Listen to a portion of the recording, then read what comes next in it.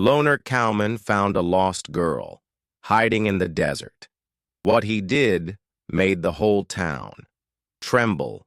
The scorching Arizona sun beat down mercilessly on the cracked earth as 43-year-old Jake Loner Morrison guided his weathered horse through the endless expanse of desert. His weathered face, marked by years of solitude and hardship, squinted against the blinding light.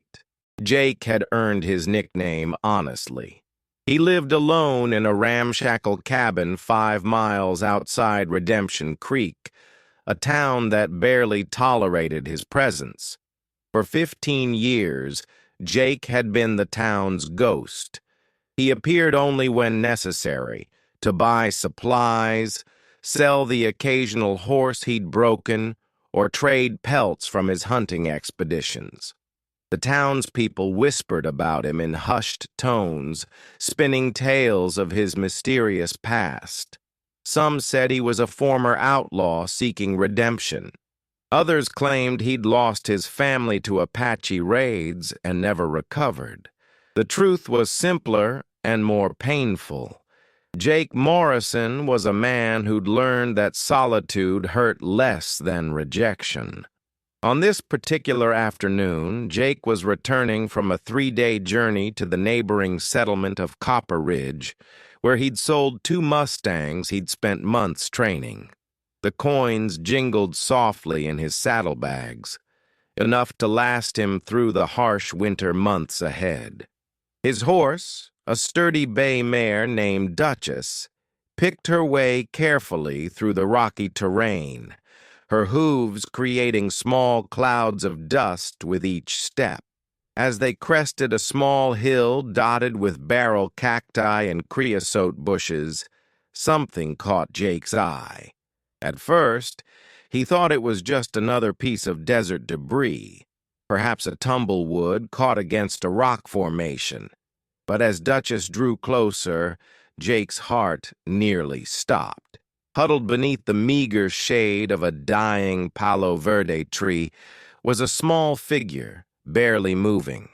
Jake dismounted quickly, his boots hitting the ground with a soft thud. As he approached, he could see it was a young girl, perhaps 8 or 9 years old, her clothes torn and filthy, her dark hair matted with dust and sweat. Her lips were cracked and bleeding from dehydration, and her small body trembled despite the oppressive heat.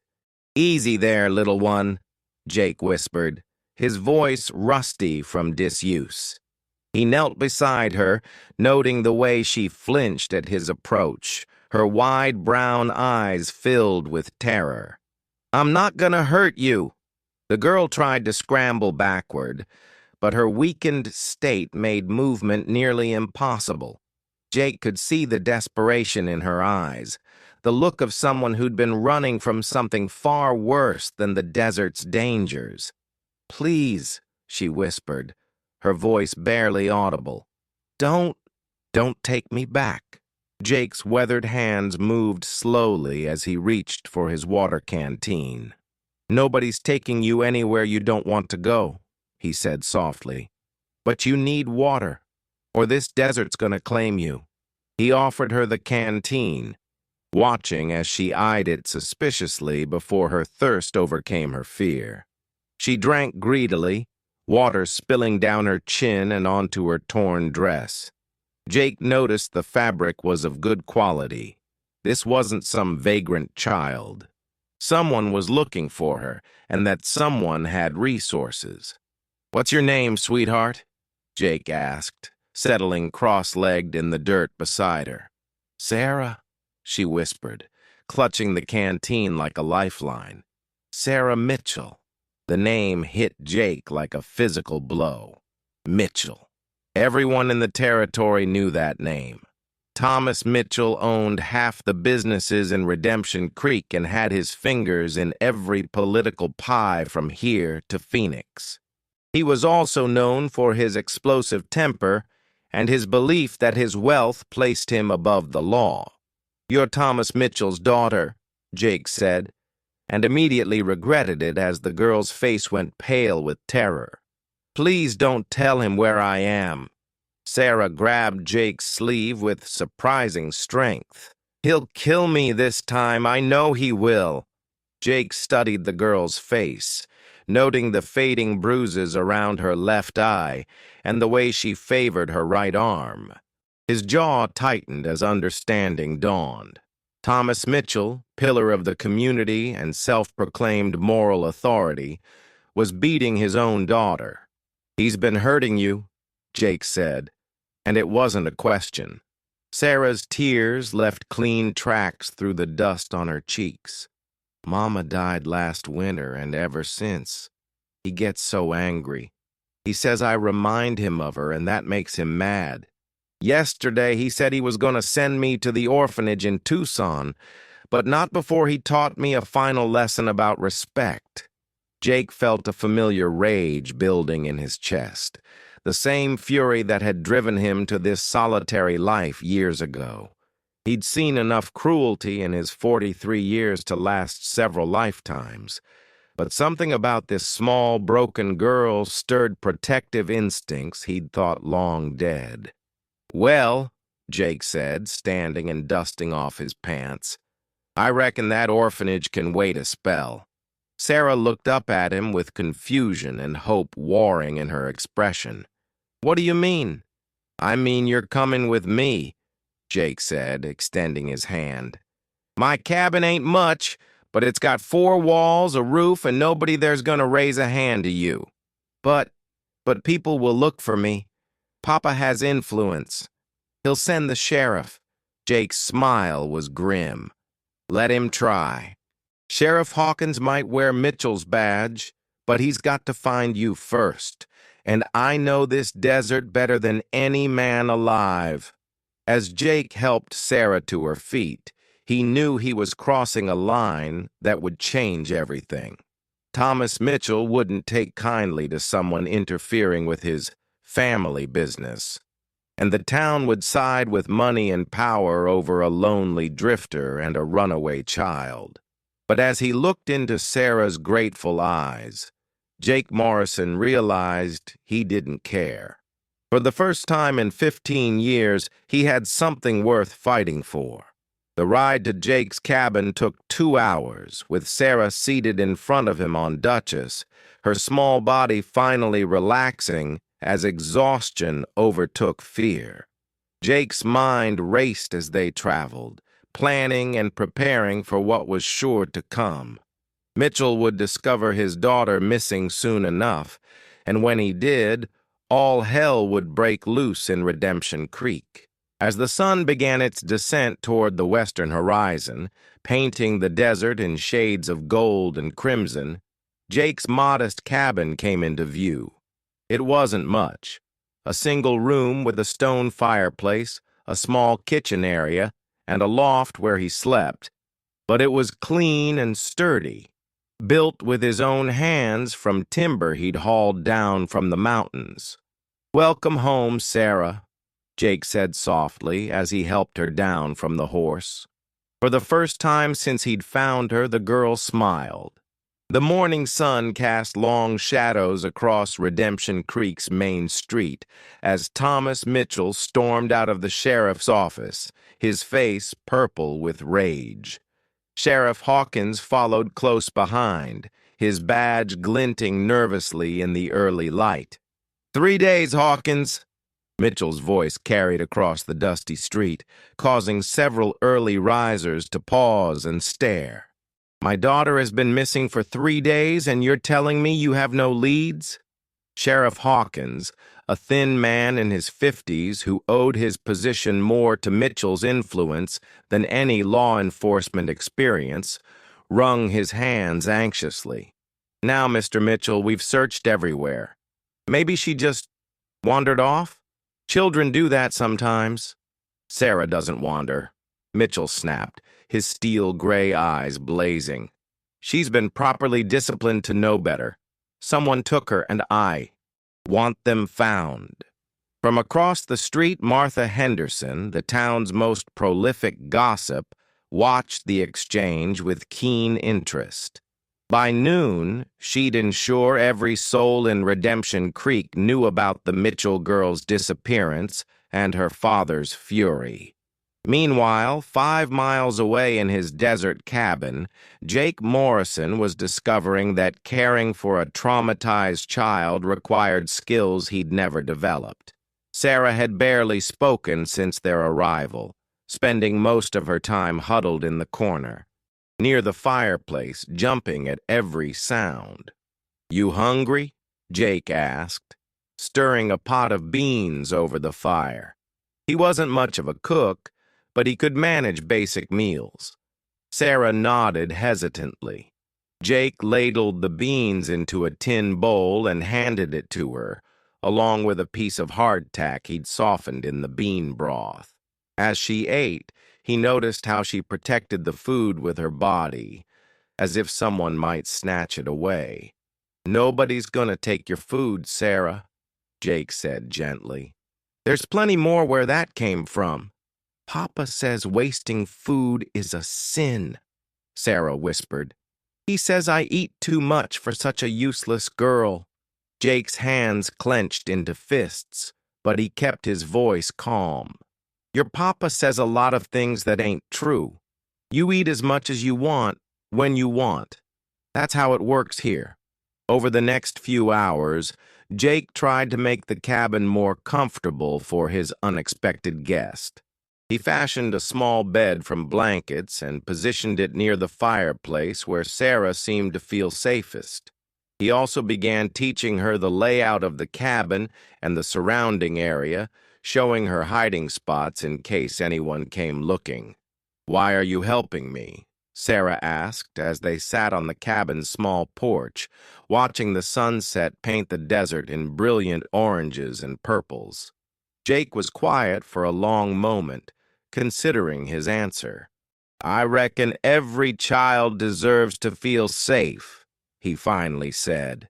"And I know what it's like to be alone and scared. Were you scared when you were little?" "Sometimes," Jake admitted. "But I learned that being scared don't mean you're weak. It just means you're smart enough to recognize danger." As night fell, Jake made his bed on the floor near the door, positioning himself between Sarah and any potential threat. He lay awake long into the night, listening to the girl's restless sleep and planning for the challenges ahead. Back in town, Thomas Mitchell was holding court in the Redemption Creek saloon, his voice growing louder with each whiskey. "Someone in this town knows something," he declared to the assembled crowd, "and I'm offering a $100 reward for information leading to my daughter's return." $100 was more money than most of the townspeople saw in 6 months. Eyes began to gleam with avarice, and tongues began to wag with speculation. "Could be those Apache been raiding again," suggested Pete Kowalski the blacksmith. "Nah," countered Bill Morrison, no relation to Jake despite the shared surname. "I heard tell there's been strangers passing through. Could be slave traders." Mitchell slammed his glass down on the bar. "I don't care if it was the devil himself. I want my daughter back, and I want whoever took her to pay." Dr. Elizabeth Warren, one of the few people in town who dared to stand up to Mitchell, cleared her throat from her table in the corner. "Perhaps, Thomas, you should consider why a child might run away in the first place." The saloon fell silent. Mitchell's face went from red to white to red again. "Are you suggesting I'm somehow at fault for my daughter's disappearance, Doctor?" "I'm suggesting," Dr. Warren said calmly, "that children don't usually flee into the desert unless they're running from something worse." Mitchell took a step toward her, his fists clenched. "You'd better watch your tongue, woman. Just because this town tolerates your unconventional profession doesn't mean you can spread lies about respectable families." Dr. Warren stood, her hand resting on the medical bag that never left her side. "I've treated enough accidents in your household, Thomas. Perhaps it's time. Someone asked the right questions. The tension in the saloon was thick enough to cut with a knife. Several men moved to restrain Mitchell as his face contorted with rage. "Get out," he snarled at Dr. Warren. "Get out before I forget you're a woman." As Dr. Warren left the saloon, her words hung in the air like smoke. For the first time, some of the townspeople began to wonder if there might be more to Sarah Mitchell's disappearance than a simple kidnapping. The next morning brought unwelcome news to Jake's cabin. He was checking his snares when he spotted a dust cloud on the horizon. Riders, and they were heading his way. Jake quickly returned to the cabin where Sarah was helping him prepare breakfast. "We've got company coming," Jake said, his voice calm but urgent. "Remember what I showed you yesterday?" Sarah nodded, her face pale but determined. Without a word, she gathered her few belongings and headed for the hiding spot Jake had prepared, a small cave behind the cabin, concealed by a carefully arranged pile of rocks and brush. Jake watched her disappear into the hiding place, then checked his rifle and positioned himself on the cabin's porch. As the riders drew closer, he recognized Sheriff Hawkins and two of Mitchell's ranch hands, along with a man he didn't know, probably a tracker Mitchell had hired. "Morning, Sheriff," Jake called out as the group approached. "What brings you out to my little corner of nowhere?" Sheriff Hawkins dismounted, his hand resting nervously on his gun. "Jake Morrison, we're here about the Mitchell girl. She's been missing for 4 days now, and we're checking every place within riding distance." "That's so?" Jake leaned back in his chair, the picture of casual indifference. "Can't say I've seen any little girls out here. Not much call for children in the desert." The tracker, a lean man with cold eyes, stepped forward. "Mind if we take a look around? Just to be thorough." Jake's smile didn't reach his eyes. "I surely do mind. This is private property, and unless you've got a warrant, you can look all you want from right where you're standing." One of the ranch hands, a hot-headed young man named Billy Crenshaw, spat in the dirt. "We don't need no warrant to search the hideout of a known troublemaker." "Known troublemaker?" Jake's voice remained calm, but his hand moved closer to his rifle. "That's interesting, Billy. I wasn't aware I had a reputation for anything other than minding my own business." Sheriff Hawkins held up a hand, trying to defuse the situation. "Now, let's all stay calm. Jake, you know Thomas Mitchell's got influence in this town. It would go easier for everyone if you just let us take a quick look." "I'm sure it would," Jake replied. "But I've got rights same as any man. And one of those rights is to tell you to get off my property." The standoff lasted several tense minutes before Sheriff Hawkins finally signaled his men to mount up. "This ain't over, Morrison," he called out as they rode away. "Mitchell's not going to give up easy." Jake waited until the dust cloud disappeared over the horizon before calling Sarah out of hiding. She emerged from the cave, her face streaked with tears, but her chin set with determination. "They'll be back," she said quietly. "Probably," Jake agreed. "But we'll be ready for them." As they walked back to the cabin, neither of them noticed the figure watching from a distant ridge. Dr. Elizabeth Warren, who had followed the search party at a discreet distance. She'd seen enough to confirm her suspicions, and now she faced a choice that would define not just her own future, but the soul of Redemption Creek itself. Dr. Elizabeth Warren sat in her small office above the general store, staring at the medical records spread across her desk. Each page told a story of accidents and mishaps that had befallen the Mitchell household over the past year. A broken arm from falling downstairs, bruised ribs from a horse kick, burns on small hands from careless cooking, The pattern was clear to anyone willing to see it. But in a town where Thomas Mitchell's money spoke louder than truth, willful blindness was the norm. A soft knock at her door interrupted her thoughts. "Come in," she called, quickly gathering the papers. To her surprise, Martha Henderson entered, her usual gossipy demeanor replaced by something resembling shame. "Dr. Warren, I need to speak with you about something."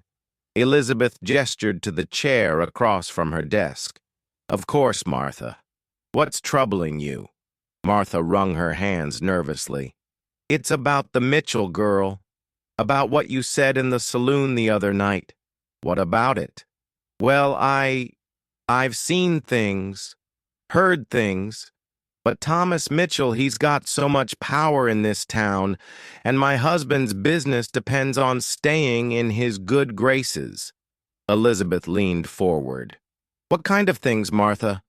"Crying, late at night, coming from the Mitchell house. And once, when I was delivering some mending to Mrs. Mitchell, God rest her soul, I saw Sarah with a black eye. Thomas said she'd fallen, but—" Martha's voice trailed off. "But you didn't believe him." Martha shook her head. "That poor child always looked so frightened, and after her mother died, it got worse. Much worse." Elizabeth made a decision that would change everything. "Martha, I need you to gather some of the other women. Mrs. Patterson, Mrs. Kowalski, anyone who might have seen something. It's time this town faced the truth about Thomas Mitchell." Meanwhile, at Jake's cabin, the situation was becoming increasingly tense. For 3 days, they'd been playing a cat-and-mouse game with Mitchell's search parties. Jake had moved Sarah to different hiding spots each time riders appeared on the horizon, but he knew their luck wouldn't hold forever. "I should just go back," Sarah said as they shared a simple dinner of rabbit stew. "I'm causing you too much trouble." Jake set down his spoon and looked at her seriously. "Sarah, let me tell you something about trouble. Real trouble isn't helping someone who needs it. Real trouble is turning your back when you could make a difference. But what if they arrest you? What if Papa hurts you because of me? Then that's a risk I'm willing to take," Jake said firmly. "Besides, I've been thinking, maybe it's time this town learned the truth about your father." Sarah's eyes widened with fear. "Nobody will believe me. Papa's too important. He gives money to the church and helps fund the school. People think he's a good man." "Some people might surprise you," Jake said, thinking of Dr. Warren's words in the saloon. "And sometimes all it takes is one person willing to speak the truth to give others the courage to do the same." Their conversation was interrupted by the sound of approaching horses, but this time it was only one rider. Jake grabbed his rifle and positioned himself at the window, then relaxed as he recognized Dr. Warren's familiar figure. "Dr. Warren," Jake called out as she dismounted. "This is unexpected." Elizabeth approached the cabin slowly, her hands visible and empty. "Mr. Morrison, I believe we need to talk." Jake opened the door but kept the rifle in his hands. "About what?" "About Sarah Mitchell, and about the choice this town is about to make." Sarah appeared in the doorway behind Jake, her small face filled with hope and terror. "Dr. Warren, you're not here to take me back, are you?" Elizabeth's heart broke at the fear in the child's voice. "No, sweetheart, I'm here to help." Over the next hour, Elizabeth shared what she'd discovered about the growing movement among some of the townspeople to question Mitchell's version of events. Several women had come forward with stories of Sarah's injuries and fearful behavior. Even some of the men were beginning to express doubts about Mitchell's character. "But it's not enough," Elizabeth admitted. "Mitchell still has too much influence. Unless Sarah is willing to speak publicly about what happened to her, He'll just claim she was kidnapped and brainwashed. Sarah looked terrified at the prospect. I can't. If I tell people what Papa did and they don't believe me, then you'll have me standing beside you, Jake said firmly.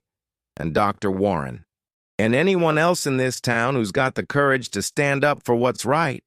Elizabeth nodded. There's going to be a town meeting tomorrow night. Mitchell's demanding it, claiming he wants to organize a larger search party. But some of us think it's time to ask some hard questions. As Dr. Warren prepared to leave, she turned back to Jake. You know this won't end quietly, don't you? Mitchell's not the type to accept defeat gracefully. Jake's smile was grim. I'm counting on it. Sometimes a man's true nature only shows when he's backed into a corner.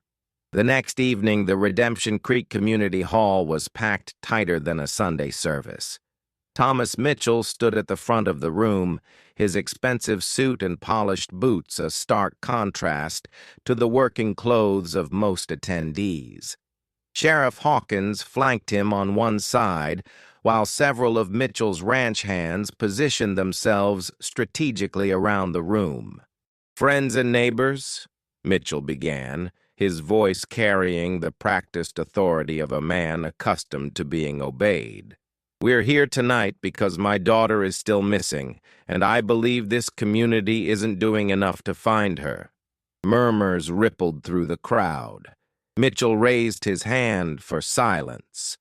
I have reason to believe that someone in this town knows more than they're telling. Someone is harboring information about my Sarah's whereabouts, and I intend to find out who. From the back of the room, Dr. Warren stood up. Thomas, perhaps we should discuss why a 9-year-old girl might run away in the first place. The room fell silent. Mitchell's face darkened. Dr. Warren, I've warned you about spreading malicious rumors. They're not rumors if they're true, Elizabeth replied calmly. And I have medical records to prove it. The crowd began to buzz with whispered conversations. Mitchell took a step toward Dr. Warren, his fists clenched. You're out of line, woman. Am I? Elizabeth pulled out a folder. Broken bones, bruises, burns, all attributed to accidents in your household. Quite a clumsy child, you're Sarah. How dare you? I dare because someone needs to speak for that little girl. Elizabeth interrupted. Someone needs to ask why she was so afraid of going home that she'd rather risk dying in the desert. The room erupted in shocked exclamations and angry shouts. Some people demanded to see the medical records, while others accused Dr. Warren of overstepping her bounds. In the chaos, nobody noticed the lone figure who slipped through the back door and disappeared into the night. Jake Morrison had heard enough. It was time to end this charade once and for all. As the town meeting devolved into chaos, Jake made his way back to his cabin where Sarah waited anxiously. How did it go? She asked. About as well as expected, Jake replied. Dr. Warren's got them stirred up good, but your father's not backing down, which means it's time for the final play. Sarah looked confused. What do you mean? Jake knelt down so he was at eye level with her. I mean, it's time for you to tell your story, Sarah. Not to a room full of strangers, but to the people who matter. Are you ready to be brave one more time? Sarah thought for a long moment, then nodded with the determination that reminded Jake of her mother. What do you need me to do? The morning sun cast long shadows across Redemption Creek's main street as an unusual procession made its way toward the town center. Jake Morrison rode slowly on Duchess, his weathered face set with grim determination. Beside him, on a gentle mare he'd borrowed from Dr. Warren, sat Sarah Mitchell, her small frame straight with newfound courage. Behind them followed an unexpected group of supporters. Dr. Elizabeth Warren, Martha Henderson, several other townswomen, and even a few men who had found their conscience in the light of day. Word had spread quickly through the town that the missing Mitchell girl was alive and had something to say. Thomas Mitchell emerged from the sheriff's office as the group approached, his face cycling through surprise, relief, and rage in rapid succession. "Sarah!" he called out, his voice carrying across the street. "Thank God you're safe." He started toward her, but Jake's horse stepped sideways, blocking his path. "I wouldn't," Jake said quietly, his hand resting on his rifle. "You?" Mitchell's face contorted with fury. "You kidnapped my daughter." "No, Papa." Sarah's voice was small but clear, carrying in the morning air. "He saved me." A crowd was gathering, drawn by the commotion. Sheriff Hawkins appeared at Mitchell's side, his hand on his gun, but Dr. Warren stepped forward. "Before anyone does anything rash," she announced loudly, "I think this town deserves to hear what Sarah has to say." "She's been brainwashed," Mitchell shouted, "poisoned against her own father by this criminal." "Let her speak," called out Mrs. Patterson, the school teacher. "If she's truly been harmed, we need to know." Other voices joined in, and soon the crowd was demanding to hear Sarah's story. Jake helped her down from the horse, and she stood in the middle of the street, looking impossibly small, surrounded by all the adults. "I ran away," Sarah began, her voice barely above a whisper. "I ran away because Papa said he was going to send me to the orphanage, but first he was going to teach me a lesson I'd never forget." "That's a lie," Mitchell roared, but several people in the crowd shushed him. Sarah continued, her voice growing stronger. "Ever since Mama died, Papa gets angry at me. He says I look like her, and that makes him mad. He hits me when I spill things or when I cry or when I remind him of her." Dr. Warren stepped forward, opening her medical bag. "I have documentation of Sarah's injuries over the past year. Broken bones, bruises, burns, all explained away as accidents." "You have no right," Mitchell began, but Jake cut him off. "She has every right," Jake said, his voice carrying the authority of a man who'd found his purpose. "And so does Sarah. So does every child in this town who might be suffering in silence." Martha Henderson surprised everyone by speaking up. "I've heard crying from the Mitchell house, late at night after Thomas had been drinking. And I've seen Sarah flinch whenever an adult raised their voice," added Mrs. Patterson. "I thought she was just shy. But now—" More voices joined in, each person sharing small observations that painted a picture of a frightened, abused child. The crowd's mood began to shift, and Mitchell found himself increasingly isolated. "This is ridiculous," Mitchell declared.